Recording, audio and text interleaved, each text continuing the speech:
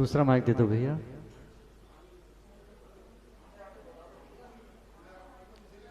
सौरभ भी ऐसे पूछ लिया।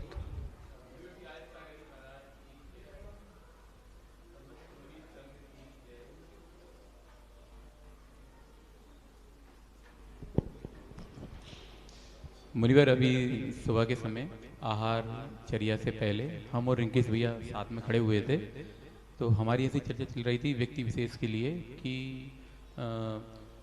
जब किसी व्यक्ति को कोई असाध्य रोग हो जाता है, उनके शरीर में ऐसे जीव उत्पन्न हो जाते हैं जो जिनका निराकरण होना रोग का संभव नहीं है।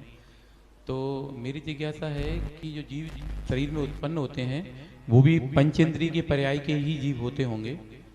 देखिए, और क्या वो जो शरीर अपने ही शरीर मतलब जिस शरीर में वो हैं, तो वो शरीर के ही संग को खा रहे हैं या भोग कर रहे हैं, और उसके बाद उनका भी एक समय बाद जब देह उसका पूरा हो जाएगी समय, तो वो भी अग्नि में समाहित हो जाएंगे। देखिए ऐसा है, शरीर में जो भी मनुष्य के सम्मूर्छन जीव उत्पन्न होते हैं वो पंचेंद्रीय संगी मनुष्य जाति के ही होंगे। आपके शरीर में जो भी सम्मूर्छन हो रहे हैं, जो दिख नहीं रहे, उत्पन्न हो रहे हैं 9 मल द्वारों में, लेकिन जो अंदर कृमि आदि है उनमें तो 2 इंद्रिय जीव रहते हैं।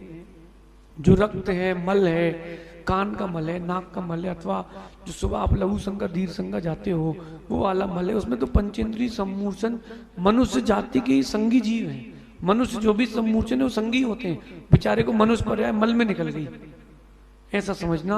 इसीलिए मल आदि विसर्जन के पश्चात 9 बार नमोकार पढ़ा जाता है कि अब ये मेरे के लिए ये क्रिया बड़ी अनिवार्य थी, इसके बिना मैं नहीं जी पाता, मल विसर्जन के बिना, फिर भी करना पड़ा, तो इसलिए नमोकार 9 बार पढ़ते कि उन जीवों की जो विराधना हुई है उसके लिए तत्समिच्छामि दुक्कडम, ऐसी परिणति रखना चाहिए।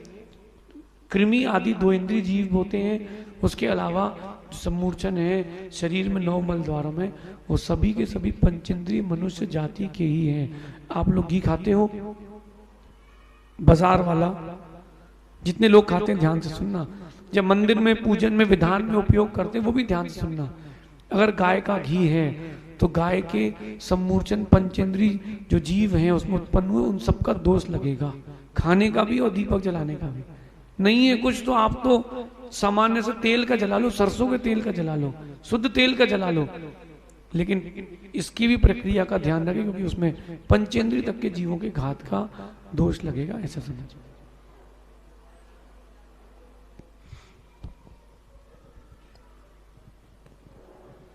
जग में जीवन श्रेष्ठ वही जो फूलों सा मुस्काता है, अपने निज गुण सौरभ से जो कण कण